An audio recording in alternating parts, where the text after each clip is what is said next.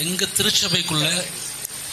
திருச்சபைக்குள்ள ஒரு பொதுவான ஒரு மக்களுக்கு சொல்லுவாங்க, நாங்க ஏதாவது அரசியலையோ இல்ல அறிவுபூர்வமா சில காரியங்களை பேசும்போது அவங்க எங்களை எப்படி தடை செய்வாங்கன்னா, ஏப்பா அரசியலையும் ஆன்மீகத்தையும் ஒன்னா சேர்த்துறாத. இப்படி திருச்சபையில மட்டும் இல்ல, பொதுவாக எல்லா தங்களை அறிவாளி அப்படின்னு சொல்லி கொண்டிருக்கிற அத்தனை பேருக்குமே இது ஒரு பொதுவான கருத்தாவே இருக்குது. அரசியல் வேற, ஆன்மீகம் வேற. ஆனா நீங்க பேசுற அரசியல் ஒவ்வொன்றும் பலிப்பீடத்தில் நின்று எங்கள் குருக்கள் எங்களுக்கு சொல்லி கொடுக்கிற அந்த நன்மைகளை தான் நான் பார்க்கிறேன். நான் அந்த மாதிரி முரண்பட்டு நிக்கிறேன், அதுக்கு முரண்பட்டு நான் நிக்கிறேன். ஏன்னா கடவுள் என் கூட வாழ்றாரு, அப்படிதான் எனக்கு போதிக்கப்படுது, நான் நம்புறேன். அப்ப எப்படி என்னால அரசியலை தவிர்த்துட்டு வாழ முடியும்? இது எனக்கு ஒரே குழப்பமா இருக்குதுன்னா, எல்லாருக்கும் உள்ள குழப்பம் மாதிரி தான் எனக்கும் இருக்குது. இது உங்களுடைய பார்வை, உங்களுடைய பதில். இல்ல ஆன்மீகம் என்பது, இப்ப நீங்க ஆன்மீகம், இந்த வழிபாடு, இது எல்லா நான் சொன்னேன்ல உங்களுக்கு, எல்லாவற்றினும் ஒட்டுமொத்த சுருக்கமான சொல்லுதான் அரசியல் என்பது.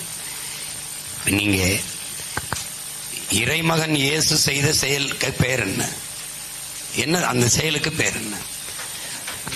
உங்களுக்கு அநீதியை நீங்க அவர் சொல்றாருல்ல, திக்கற்றவனுக்கு திசை காட்டணும்னு, அதுதான் அரசியல். அதை தான் இப்ப நம்ம செஞ்சுக்கிட்டு இருக்கோம். அவன் பிரச்சனை வீடு அடிக்கிறான்னா ஓடியா சீமான் பாதுகாத்து கொடுன்றான். அதான் அவர் சொல்றாரு, நம்ம செய்கிறோம். ஆன்மீகம் வேற அரசியல் வேறுன்னு இவங்க வெவ்வேறு சொல்ல பேசுவாங்க. படிக்கிற பிள்ளைகளுக்கு எதுக்கு அரசியல்ன்ட்டு புரியுதா உங்களுக்கு? ஒன்னு இவங்க மறந்துடுறாங்க. அரசியலை தாண்டி ஆக சிறந்த கல்வி ஒன்றும் இல்லை. அரசியலை கற்பிக்காதது கல்வியே இல்லை. இவன் படிச்சவன் அரசியல் செய்யக்கூடாது.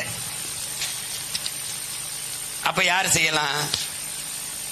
புரியுதா உங்களுக்கு? கற்றவர் தான் மற்றவருக்கு வழிகாட்டணும். இங்க கற்றவர்கள் விலகி நிற்கிறனால கயவர்கள் அதை ஆக்கிரமிச்சு விளையாடிக்கிட்டு இருக்கான். கொள்ளக்காரனும் சாராய வியாபாரியும். இன்னைக்கு கல்வியாளர்கள் யாரு? கல்வி தந்தைகள். 20 ஆண்டுக்கு முன்னாடி சாராய வியாபாரிகள். சரிதானே? சரிதானே? 6 கொலை பண்ணா நீங்க கவுன்சிலர், 20 கொலை பண்ணா அமைச்சர்.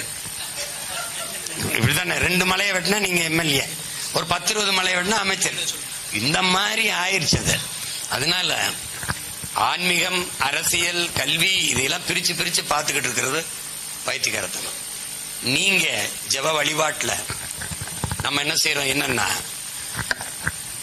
நல்ல அரசியலை உருவாக்குவது, நல்ல அரசியலை கற்பிப்பது, அதை தாண்டி ஆக சிறந்த இறைப்பணி இருப்பதா